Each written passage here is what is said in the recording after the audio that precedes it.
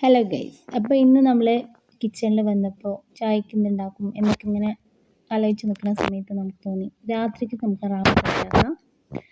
അങ്ങനെ റവയൊക്കെ കുപ്പിയിലിട്ട് കടുക് പൊട്ടിച്ച് ഉള്ളി, തക്കാളി, ഇഞ്ചി, വെളുത്തുള്ളി, പച്ചമുളകൊക്കെ ഇട്ട് നമ്മൾ റവ റെഡിയാക്കി നമ്മൾ എന്ത് ചെയ്യുക മാറ്റി വെച്ചിട്ടുണ്ട്. അപ്പോഴേക്കും നമ്മുടെ ചായ ഇവിടെ തിളച്ചു. ചായയിലേക്ക് ചായപ്പൊടിയൊക്കെ ഇട്ട് അപ്പോൾ അതൊരു സൈഡിലേക്ക് മാറ്റി വെച്ചു കേട്ടോ. പിന്നെ പഴം മുഴുവനായിട്ട് കുട്ടികൾ കഴിക്കില്ല. അപ്പോൾ ഞാൻ ചെയ്യുന്നൊരു പണിയാണ്, കുക്കറിൽ ഇങ്ങനെ ഒന്ന് ആവി കയറ്റിയെടുക്കും. പിന്നെ ഇതൊന്ന് അധികം വെന്തുടയാൻ പാടില്ല കേട്ടോ. ഇതൊന്ന് കട്ട് ചെയ്തെടുക്കുക. അതിലേക്ക് നമ്മുടെ കയ്യിൽ ഏത് നട്ട്സാണോ ഉള്ളത് വെച്ച് കഴിഞ്ഞാൽ നെയ്യിലോ എണ്ണയിലോ ഒന്ന് വറുത്തെടുക്കുക.